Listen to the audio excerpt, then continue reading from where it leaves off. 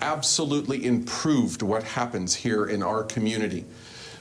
Whether it is looking at various problems that we are seeking or things that we are looking at that we have got to solve. Things like housing, affordable housing for youth. Mr. McCartney, that's your 1 minute opening statement. Oh, thank you. Okay. Thank you very much. That was fast. Yeah, it goes quick. Marlene Galán-Woods, you have 1 minute. Thank you. My name is Marlene Galán-Woods. I am the daughter of Cuban immigrants who came to this country with nothing in search of the American dream.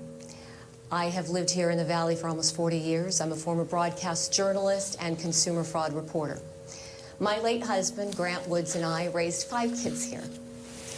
I'm running for Congress because I want to make sure that my parents' American dream is attainable for everyone. I'm running for Congress to ensure that we have an economy that works for all, not just for the very few. I mean, look, let's face it, we are witnessing the most corrupt presidency in our nation's history. And as an investigative reporter, what I can tell you is this: I always had my life's work focused on exposing the truth and holding people accountable. That is exactly what I will do in Washington, D.C., and I hope to earn your vote tonight. Thank you. Thank you. And Jonathan Treble, you have 1 minute for your opening statement. Thank you, Steve and Danielle. I'm Jonathan Treble. Right now, this country is under attack. We have a president who is ignoring the Constitution. We have a Congress that is failing to oversee him. We have courts looking the other way. All the while, corporations are booking record profits without oversight. The economy seems to be going up, but the gains aren't split evenly. And as Arizona families are struggling to keep up, this president starts a war in the Middle East with a $200 billion price tag. And then this Congress says, we're going to take away your health care, and we're going to take away your food stamps for hungry kids. It's outrageous. I fought the health insurance industry 2 years ago to get the life-saving surgery I needed, and I won.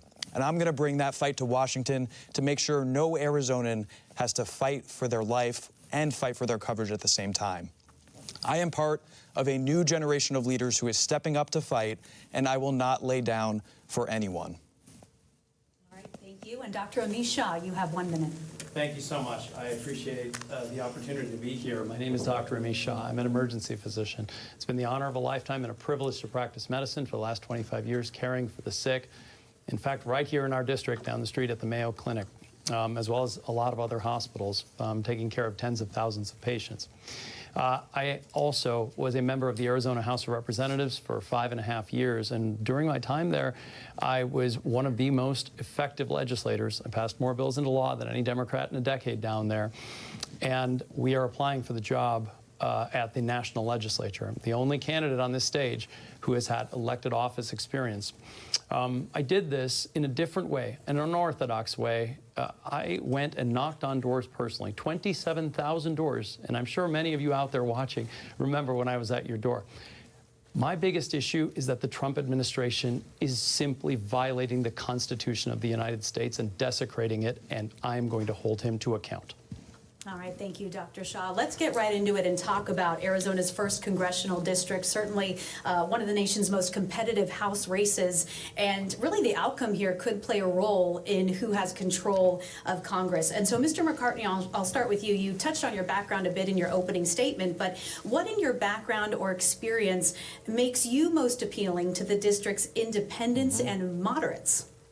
For 30 years, I have been working with Republicans, independents, and certainly Democrats, doing business, sitting at the table across from them, negotiating various deals, policy, things along the lines of housing, affordable access to health care. These are the things that I think that we need to be focused on when we look at a general election. I am the only candidate that has lived in this district for 30 years, raised my family in this district. I built my business from this district. And that kind of work, that experience is what will get us through the general. Something we have not done, as I said earlier, in 16 years in this district, 7 cycles. It is important that we understand and know the policies, the issues, that we are facing now. Some of my opponents have been in the legislature. They have done things, wonderful things for this community.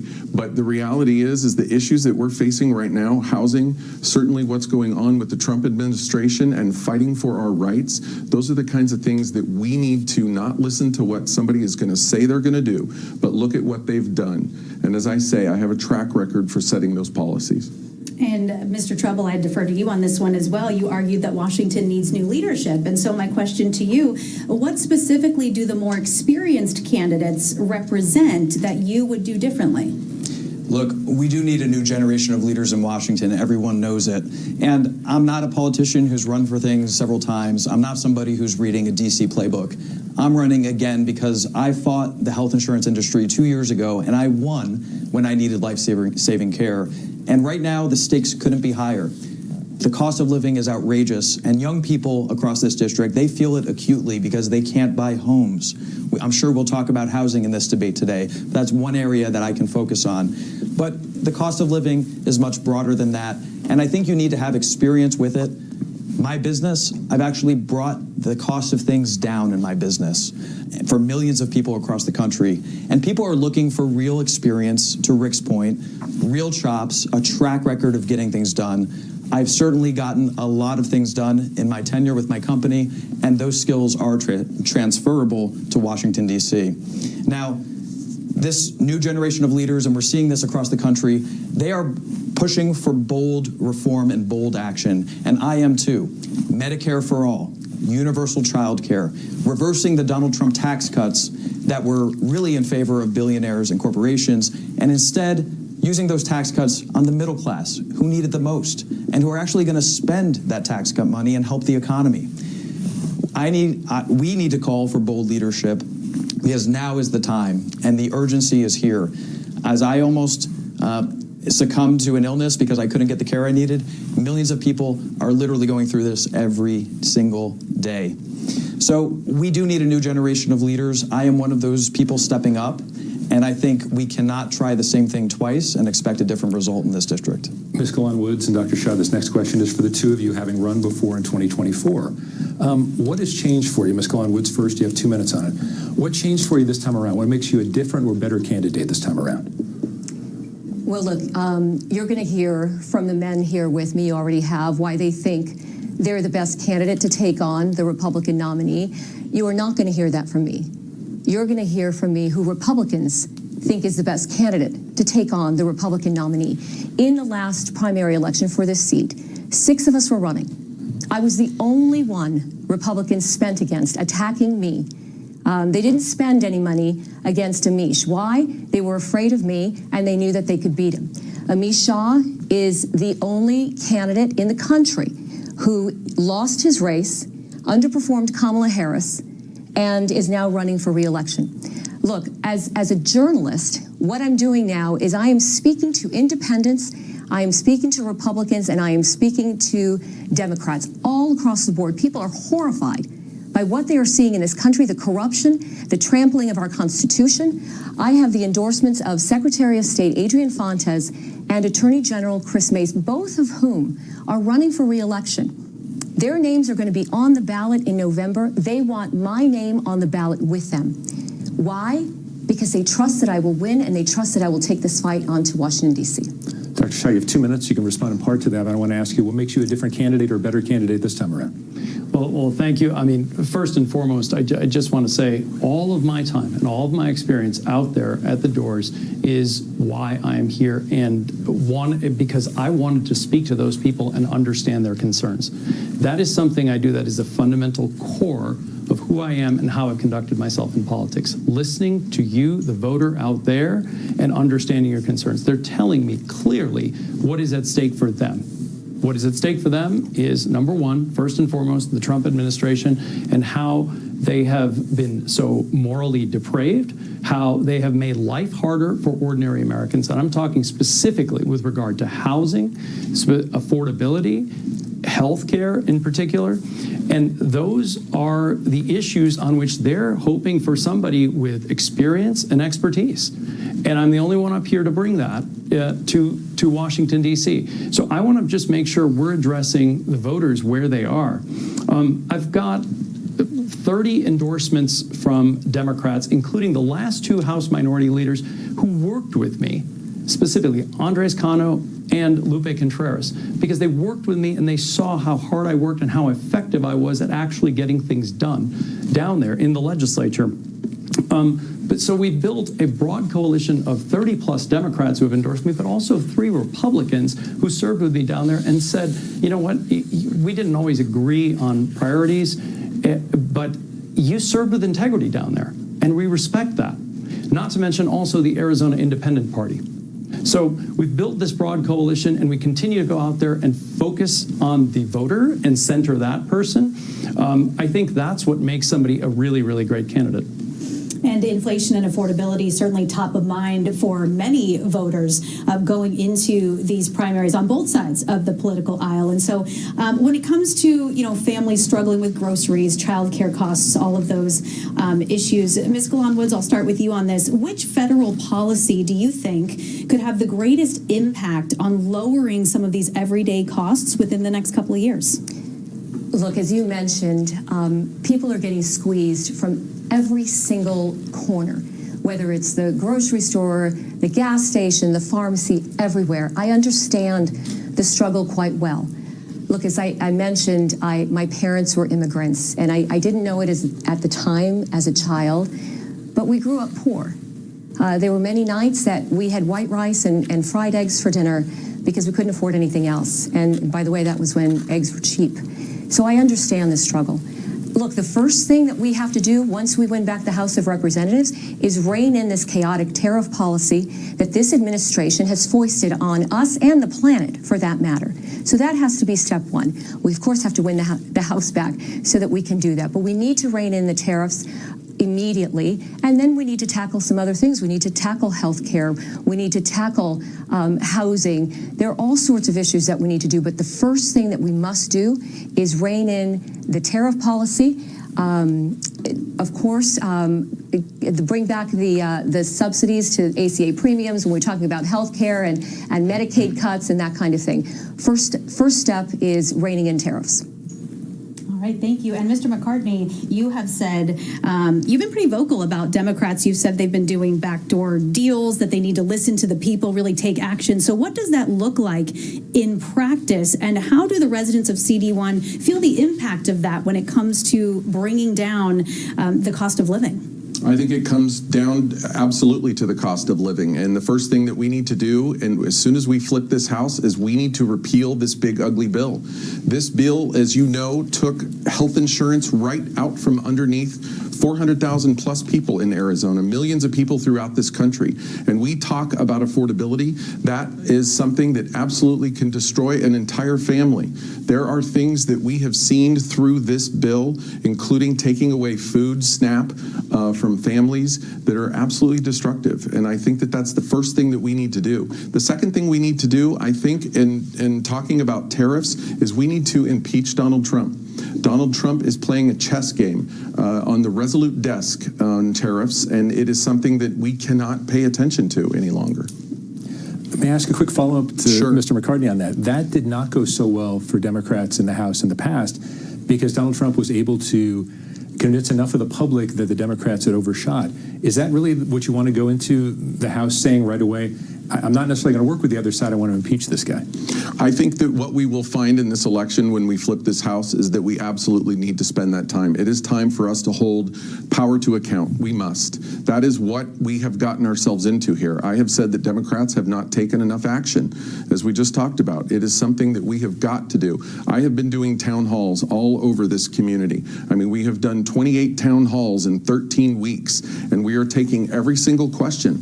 There are no barriers, and the first thing that we talk about is what we need to do when we get to Washington. And when we talk about impeachment, we have had people stand up and say, is that really what we think we need to do? Do we want to pay the taxpayer? Do we want to spend the taxpayers' money on something that we haven't seen work before? I think we have to. If we don't, we are not doing our job as representatives. It's critical. 15 seconds on this. Dr. Shah, would you vote to impeach Donald Trump? I agree with Rick. Actually, he's saying the right thing. What he's saying is that we have to have some moral clarity here, right? right is right and wrong is wrong. He has violated the United States Constitution on multiple occasions. I mean, I could just go through the trying to demote Mark Kelly, and that's in the text of the Constitution, that senators and representatives can say what they want. Jimmy Kimmel in the First Amendment, due process in the courts. All of this just keeps happening. And if we don't hold somebody to account, we're just saying it's okay to violate the supreme law of the land. And that's not right. Mr. Treble, yay or nay on impeachment? Donald Trump absolutely deserves to be impeached, and it will be one of the first things I believe we will do in the Democratic majority. But I think we also need to focus on the cost of living, and I'd love to answer that question too, because that is something that I know families are immediately struggling with. Sure, go ahead, 1 minute on cost of living. You know, my opponents will like to say that they can just roll back the clock on the big, beautiful bill and that everything will be okay, going back 2 years and take tariffs away.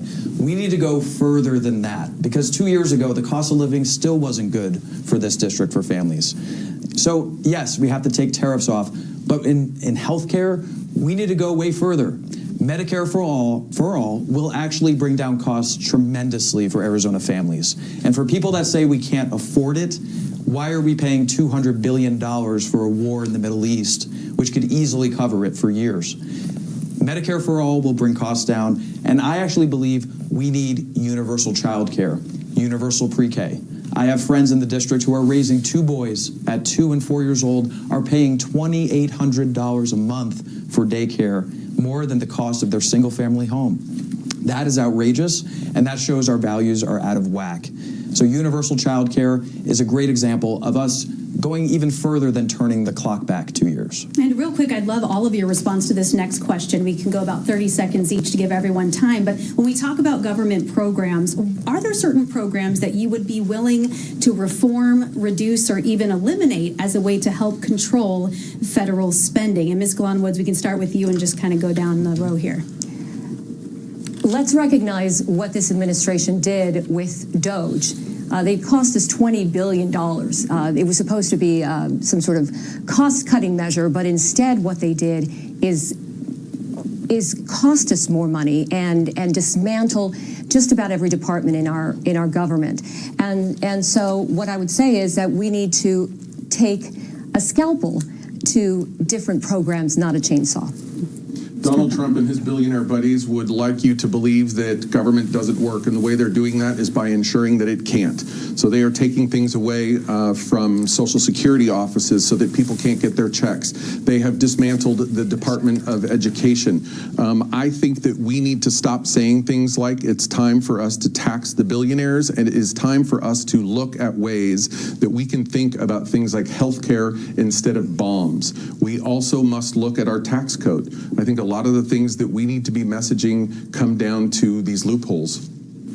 Dr. Shah? I mean, there's a lot of things I would undo. I mean, first of all, he's trying to put a $1.8 billion slush fund out there for people who might have ransacked the Capitol. I mean, some of this stuff just is absurd on its face. The other thing that absolutely needs reform is ICE.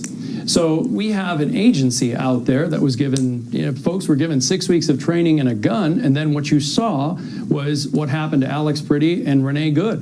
And that's unacceptable behavior. So we do need to enforce the immigration laws, but this is not the way to do it. Mr. Treble?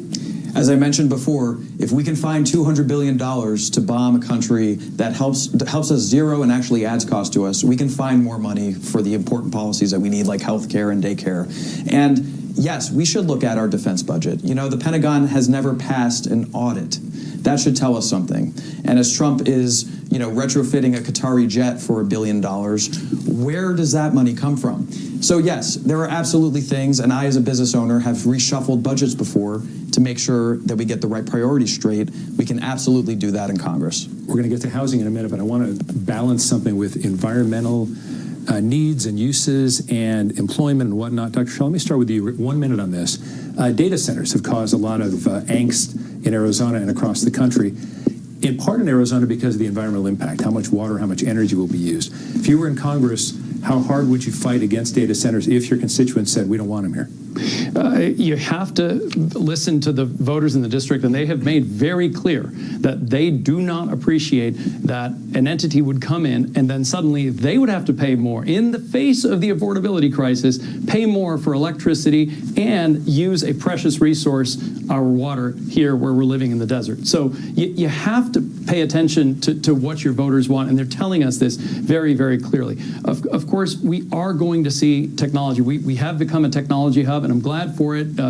I don't think that economics like growth and opportunities for our people do not have to conflict with environmental priorities necessarily. So we've got to make sure that we can do both, but that's what a Democrat does, is make sure that those priorities are balanced rather than just giving in to corporate interests. Okay. Ms. Galán-Woods, how would you balance that? Look, we're not going to put the AI genie back in the bottle. But as far as data centers are concerned, they need to be good stewards and good members of the community and members of Congress. And in Congress, we need to hold them accountable. They need to be water neutral. This idea I mean, just take an example in Goodyear, one data center uses as much water in a year as 680 families in that same town. So that's wrong. So we need to have them be water neutral. They need to contribute to the infrastructure, and they absolutely must contribute to the infrastructure of the electric grids that they are using, because we cannot allow our working families to keep paying. They are holding the bag on this right now, and in Congress, that's what we need to do. And real quick, because water is such a big issue, Mr. McCartney, when it comes to water security, how would you be a different leader in this area? What differentiates you from the others? I think the first thing we have to do is we have to focus on conservation. I say it in all of my town halls. That's something we don't spend enough time or awareness on, and it's very important in a state like ours with the drought and what we see happening coming down the road. But the other thing we have to do is we have to look at different technologies. There are things that we've seen in the Middle East. There is a plant here in Carefree that's going to go online in about 9 months, and it's a reclamation plant that is due to serve in the grid about 30,000 homes on an annual basis. That's important. That's the city of Phoenix. I think on a federal level, we need to be focused on those same kinds of programs. I think when we think of desalination and working with San Diego and working with Mexico so that we can pull water from the Sea of Cortez, there are some ways for us to budget for that based on our use of the Colorado River water. Right now, we are definitely suffering. We do not have the upper hand with what's going on through these lawsuits with the 8 other states that are taking water from the Colorado River. So I think that we have got to work very hard as municipalities and the people of this state to fight. I think we're going to end up in lawsuits on this because the federal government is not getting enough done. Mr. Treble, real quick, about 30 seconds when it comes to water and water security. You know, water is incredibly important, and it is an existential crisis. You know, I have actually sat around a table with Senator Mark Kelly, a fourth-generation farmer, and with a tribal leader, as Mark has explained, with nuance, how the Colorado River negotiations and the drying up is going to affect us. And I really respect his leadership, and I've tried to dig in here too, and I've reached out to tribal leaders. You see, our tribes have senior water rights over other states. We need to bring them into negotiations, and we will all do better as Arizonans if they are shoulder to shoulder with us in those negotiations. So that's one thing we can do, is have a strong negotiator. We absolutely need a strong negotiator at the table for our Colorado River water. Of course, housing intertwined with all of these issues that we've already discussed. A little bit of breaking news here, I suppose. Earlier today, just hours ago, Congress did pass a bill aimed at lowering housing costs through a variety of measures. It's headed to President Trump's desk now. And so I'd love to get each of your reactions to that and to let us know, do you think that goes far enough, or how does that adjust your priorities in this area? Mr. Treble, we'll start with you. Yeah, and that bill is a good step in the right direction. It was great to see it pass the House just hours ago with broad bipartisan support. Housing is incredibly important. I have friends who are trying to be first-time home buyers. They feel like they are priced out. We need more bold action. I do not think it goes far enough. It did not expand LIHTC, low-income housing tax credits. It did not do anything for workforce housing. Those are 2 big misses in this bill because we need to do better.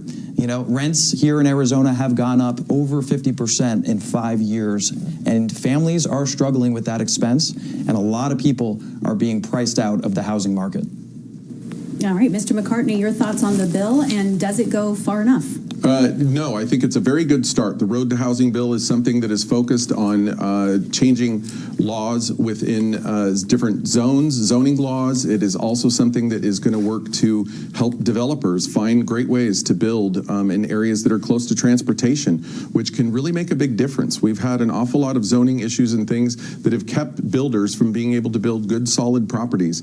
There are some things within this bill that are going to allow people to spend less on deposits for homes. There is another thing that I think is so important, and that's not allowing corporations to have the first stab at our neighborhoods. That is so impossible for us to be able, for young families to be able to get into these homes.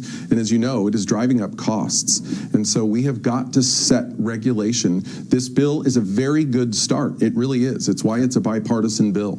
We saw it pass the Senate and now the House. And so it will get signed into law. And I'm a big believer that it'll help us a lot. Thank you. Ms. Galán-Woods, you have a minute to answer that question. Thank you. My parents, as I told you, came to this country with nothing. And by the time I was 14 years old, they were able to build a small home in Tampa, Florida, where my mother still lives. That's unattainable right now. The average age of a first-time home buyer is 40. Look, I think the bill is a good start. I'm glad that Republicans are waking up to this need. That's a great start, and I'm happy about that. But we need to do more. And one area in which we can do more is algorithmic price fixing that is going on. Our Attorney General has already been tackling that here in Arizona, but we've got landlord conglomerates who are using algorithmic price fixing to honestly screw over people who are trying to get into an apartment. And that is why we have kids who get out of college who are still having to live with their parents and not able to get their own place. And we need to make sure that we do better. Dr. Shah, thoughts on housing affordability? You know, this is for all those people out there in their 20s and 30s who have just told me over and over again. Some of them are on my staff, and they're telling me, you know, we don't have the opportunities you did in your generation because I can't move out, I can't afford a house, and the rents are just too high. And I got to agree with them, because when I first moved here to the Valley, it was around 15 years ago, I picked up a house in Scottsdale that was less than $1,500, 3 bedrooms and a pool for rent. And now you can't even do double that as the monthly rent. So I feel while I was in the legislature, we did expand the low-income housing tax credit. We put hundreds of millions into the housing trust fund. I proudly voted for those things.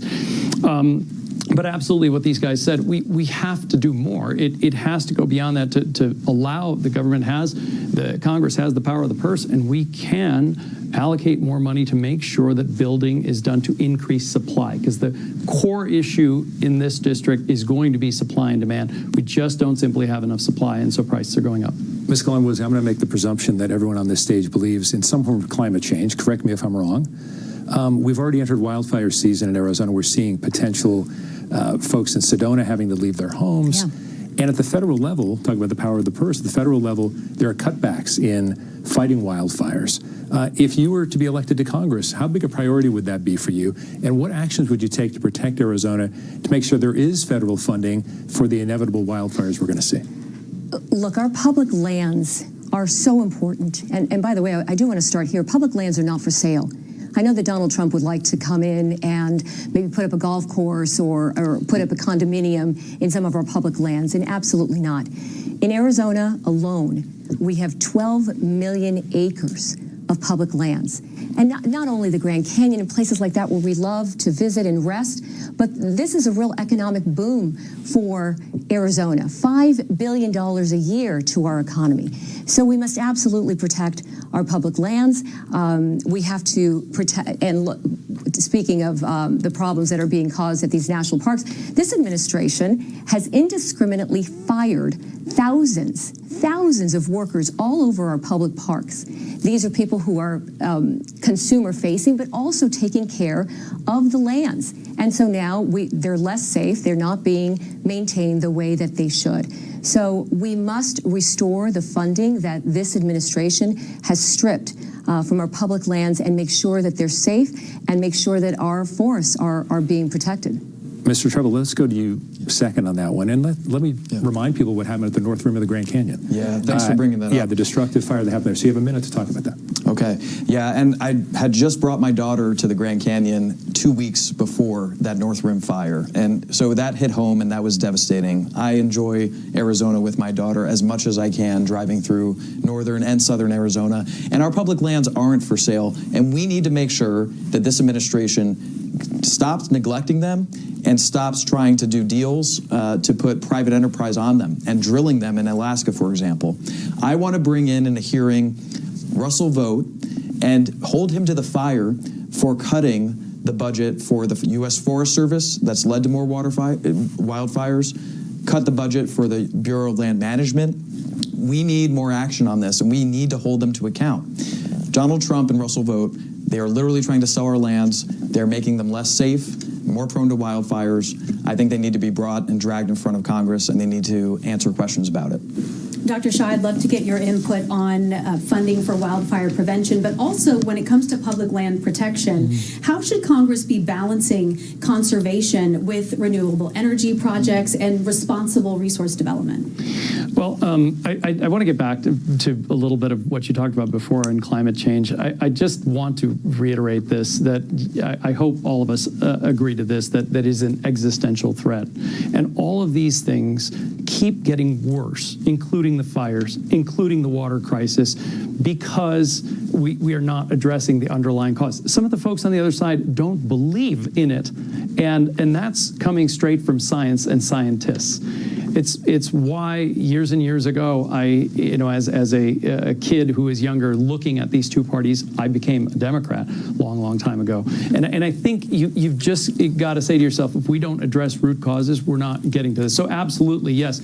While we were in the state legislature, again, took a lot of time to supplant all the monies that we used to do firefighting, wildlife firefighting all across the state. And the state legislature bore a lot of the responsibility. But yes, we could absolutely use federal help coming in to make sure that locally, our local folks are able to fight all those fires. Mr. McCartney, your thoughts on that? 1 minute.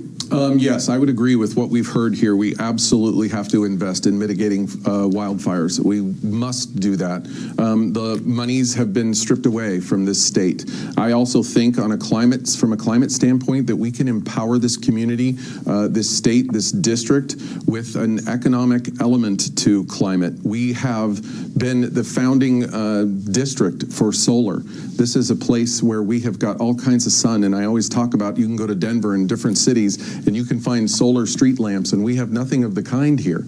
These are the kinds of things that I think we can do to build up this industry. I think building materials, including building with new, more sustainable materials. We're not seeing enough of that in this district. All right, thank you. And Ms. Galán-Woods?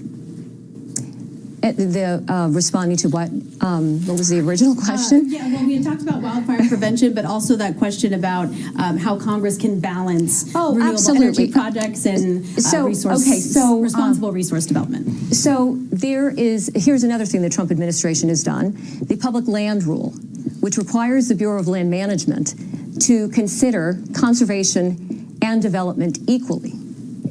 These people have scrapped that, and it's outrageous. It is outrageous. So we need to get that rule back into place. I think as members of Congress, what we need to do is pass legislation to protect our public lands.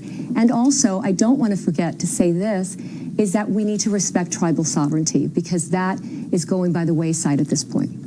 Mr. McCartney, let's move on to something that was briefly mentioned by Dr. Shah, but I want to dig in a little more deeply on this. Sure. Immigration policy. I want to make sure we get to a question about the deeper, what methods can be done. But let's talk about ICE for 1 minute. What ICE did in the interior of the country, and there were a number of people, really from all across the political spectrum, who were concerned about what ICE was doing that led to the deaths of multiple U.S. citizens. What would you do to rein in ICE? And let me ask it this way. What if there were people in your district who said, now, wait a second, I like some immigration enforcement. How do you balance with what the duties of immigration enforcement are with what people are not liking as much about what ICE does? I think they're two different subjects. I think we have to absolutely rip up ICE. What ICE is doing in our communities is fearful. It is absolutely against due process of law, and it is completely un-American. I think we need to defund it, and I think we need to focus on reforming what they are about. I sat in a hearing where I listened to family members who had told stories about their family members that were in detention centers, that were truly incarcerated. They were not detained, they were being incarcerated. We heard from those families and just the atrocities that were happening within those detention centers. But then after we heard from those families, we've heard from attorneys who said, I can't even get in touch with my client who is being detained. Then after that, judges are saying there is no process of law, let alone due process of law. So I think we absolutely have to rip up ICE. And then when it comes to our borders and immigration, yes, I think we do need strong borders. I think that strong borders and adhering to the laws at our borders is very important, but not with the cruelty and the unusual punishment that we're seeing where they're ripping up families. Mr. Treble, let me give you 1 minute on this. To balance out, if your constituents say, I'm offended by ICE, but I want immigration enforcement, where do you find the balance? Look, we need to have strong borders, especially to stop the flow of fentanyl into this state and this country. It's a crisis. But we also need to have an effective and a decent immigration policy. And ICE has broken so many laws. They have disrespected so many people in the community. I don't think that they have a big job in our country. I think we can put restrictions on ICE to make them go after what they said they would, the worst of the worst criminals, not peaceful members of our community. We all know the story of them apprehending a mother walking a child to kindergarten here in Arizona and throwing her in an unmarked van. That's not something that should sit well with anybody. I don't care if you're a Democrat, Independent, or Republican. They are going after peaceful people in our communities, and that needs to stop. So we in Congress, we can attach strong restrictions on ICE. No more face masks. Respect the rule of law. We need more training. And they can't go into people's homes without warrants. That is abhorrent. So that's what I would do. I would attach strong restrictions to ICE and realize that they have a better job at our border and going after the worst of the worst. Dr. Shah, along these same lines, if Congress could pass just one immigration reform bill in the next 2 years, what should it be? Well, Americans want an immigration system that is humane, that is orderly, that is fair. And I'm sorry, that's not what this administration is doing at all. I have worked in the ER for quite some time, and I have seen personally people who lost their lives because of fentanyl, have had to pronounce them dead. And it's a tough thing to go in and talk to their family members and tell them that an entire life with a lot of promise has been snuffed out because of it. That's why we need to enforce that border and stop the trafficking of fentanyl and these drugs that are coming in. And yes, any of the crime that's coming across. That's got to be the priority that we put forward, because that's what Arizonans have told us resoundingly again and again. So, then if we can just do also the legal part of this and smooth it out, because there's a backlog there, a pathway forward for DACA folks, as well as a guest worker program that used to work in this state, and make sure that we had a policy that helped our business community and our consumers. All right, thank you, Dr. Shah. And Ms. Galán-Woods, I want to make sure that we hear from you on this. So 1 minute, what would be your priority when it comes to immigration reform, and what specific steps would you take to get there? Look, let's remember what Donald Trump said. Donald Trump said he was going to remove the worst of the worst. He continues to tell that lie on a daily basis. Republicans allow him to tell that lie on a daily basis. I take this quite personally. My late husband and I adopted a baby from Guatemala 22 years ago. She's a student at the U of A, and she has to carry a copy of her passport in her bag at school because it's okay to racially profile people in this country now. It's sick. It is sick what's going on. We need to pass comprehension immigration reform. We need to secure, I'm all for securing borders. I am all for humane immigration reform. The one thing, we need to have dreamers have a pathway to citizenship. They are in danger as we speak right now because of what this administration is doing to the system where dreamers are concerned. They would like to ship off people who have been here since they were 5 years old to a country that they don't know. And that is inhumane, it's wrong, and we need grown-ups in the room to pass comprehensive immigration reform. If I could respond to that, please. 30 seconds. 30 seconds. You know, Marlene, I understand what you're saying. I'm raising a biracial daughter as well. And I don't want her to have a passport or documentation on her But I clearly remember you standing behind Jan Brewer in 2010, cheering her on. You were happy she had won. This was 6 months after she signed SB 1070 into law, the most racist law in our state's and potentially our country's history. So saying that about immigration today, you helped start this problem that we're in right now. That is simply not true. And so here's what I will tell you. My late husband and I could not have been more vocal opposing 1070. We could not, and listen, pick up an Arizona Republic from that time and you will see it. It was reported on. And I'm speaking. Let her finish. And those are the facts. The fact of the matter is that we were the most vocal folks. I heard him shouting on the phone to her about 1070. The idea that I would support policy that would racially profile anyone is a cynical political attack from a politician. Okay, we have very little time left. I want to have a 30-second response from each of you. Dr. Shah, let me start with you. We're seeing in Maricopa County right now fights over elections. We're seeing the recorder fight with the Board of Supervisors. Beyond election law, what would you, as a member of Congress, do to help restore trust to those voters who are wondering what's going on with our system, even if they don't have any real cause to? We've heard from the other side. First of all, Americans want a free and fair system that allows them to vote. We have heard from the other side here in this state all kinds of absurd claims that have no basis in fact. I dealt with that at the legislature again and again. We are the state with the cyber ninjas, and we had fake electors here that I'm glad are being prosecuted. At least I think are being prosecuted. We have to be the ones to say we want free and fair elections to allow you to vote, and are not the ones who are questioning the results after they're done. Okay, Mr. McCartney, 30 seconds, but there are still a lot of people, even if it's been proven wrong by judges and whatnot, who still are wondering about things. How do you help restore trust? What's the first step you take? Look, I went to Washington, D.C., and I met with members of Congress when they were doing the district redistricting in California, because I was very concerned that the redistricting, when we saw it in Texas and then in California, that it was going to just start this wildfire around this country.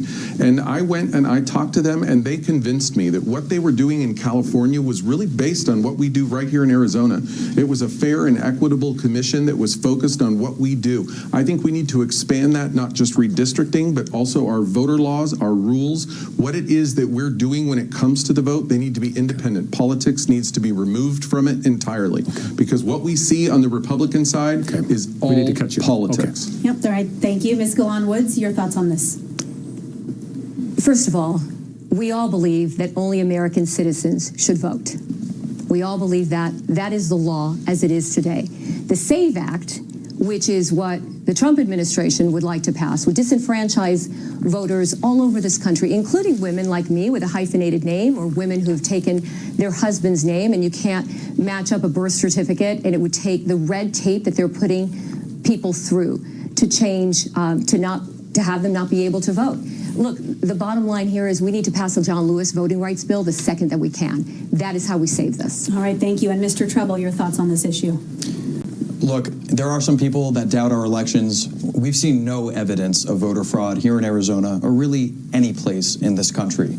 And I think one thing we need to do to make sure we have integrity in our elections is make sure that ICE doesn't get within 5 miles of a polling station in this upcoming election and in the 2028 election, because Donald Trump is already floating the idea, and we need to make sure they don't get anywhere close to a polling site. Okay, yes or no, because we have lightning round coming up. Yes or no, as close as you can get. I know you're going to want to do more than that.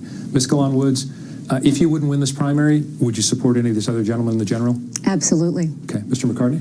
Absolutely. Dr. Shah? Yes. Yes. Okay. All right, well, there you have it. And we are now going to shift into the speed round. As we mentioned before, the candidates have been given these questions ahead of time, and they have just 15 seconds to answer each one. And so we'll ask the question, and we'll just go down the row each time. So Ms. Galán-Woods, we'll start with you. What is your most important issue on day one? Day one is reining in tariffs. We need to bring the cost of food and other items down, and that's the first thing that we can do. Mr. McCartney. It is absolutely repeal the big ugly bill. We have got to. That has pulled healthcare out from underneath the lives of people. It has taken food out of people's mouths. It is set in 2027 to impair Medicaid. This is something that needs to be dealt with immediately the minute I get to Washington. Dr. Shah.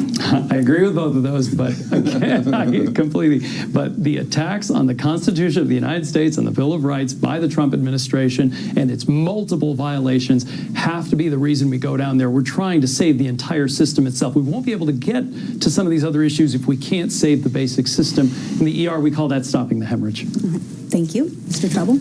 Agreeing with all of those priorities, we also need to take on Trump's corruption.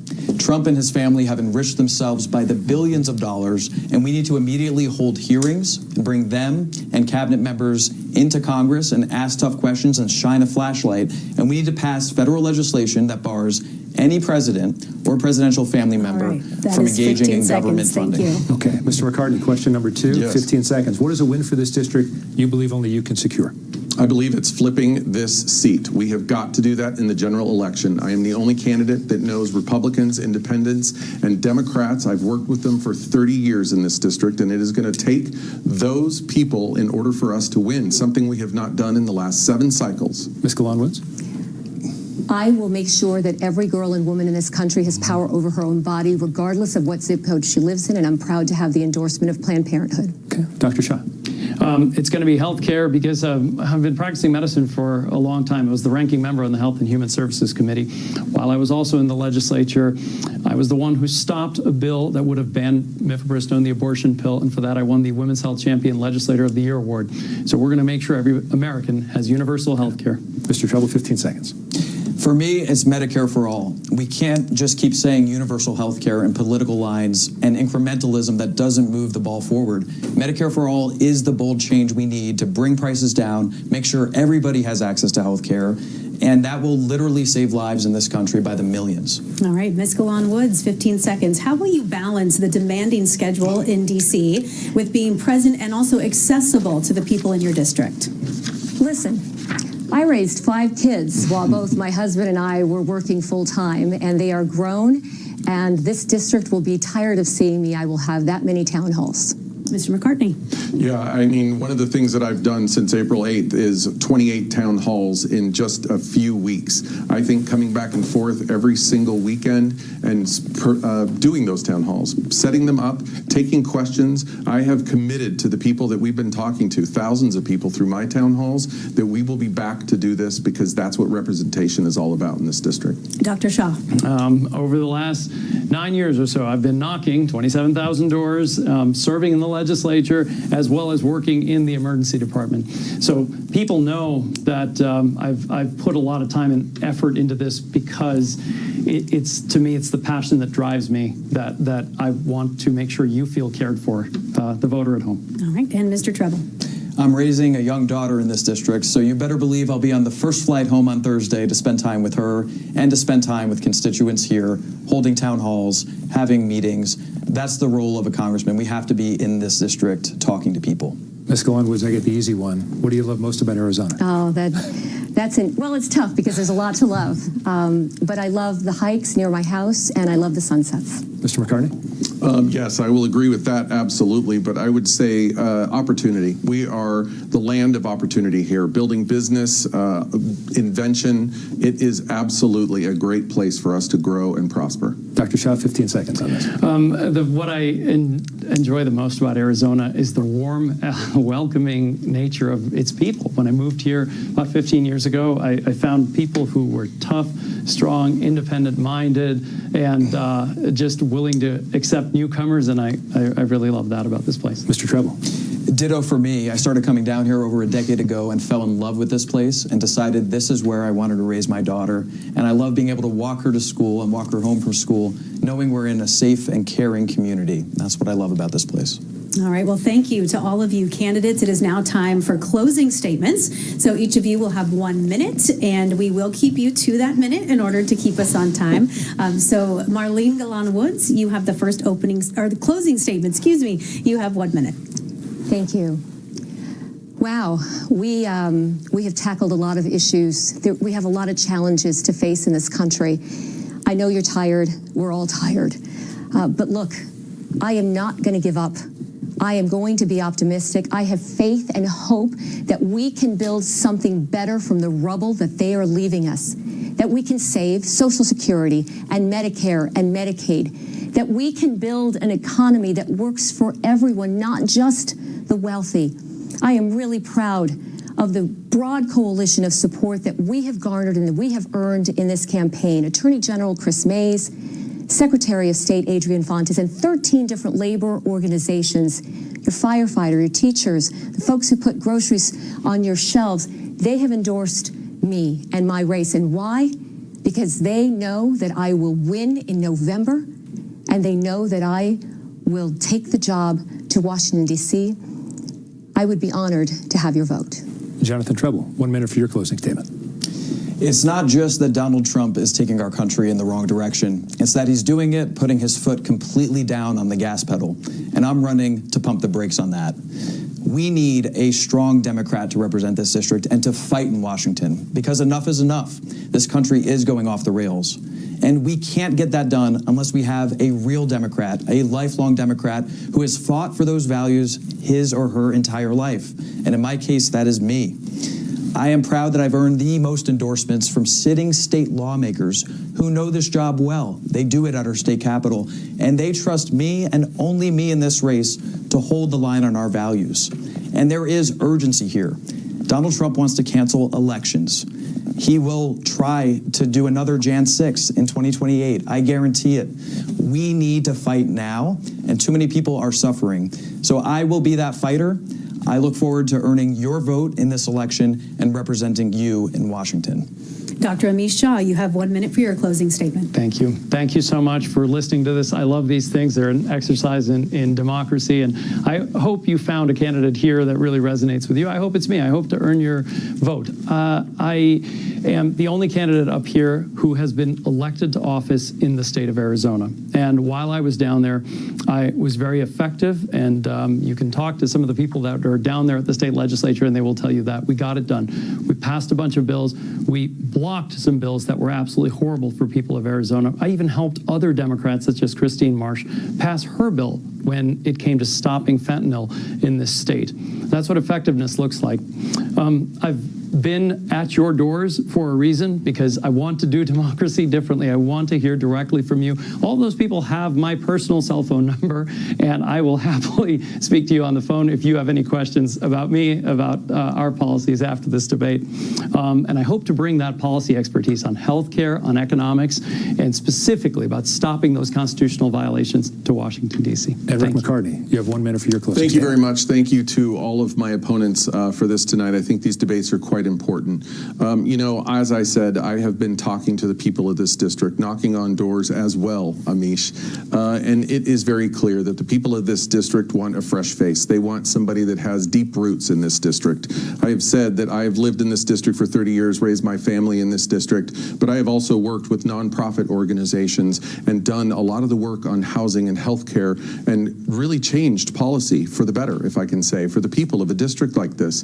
It is a great district. It is very opportune, and I think that if we have somebody that understands how to connect hospitals with healthcare companies, works with innovative companies, tech companies, and has done stuff to uplift business, we can take that to Washington, D.C.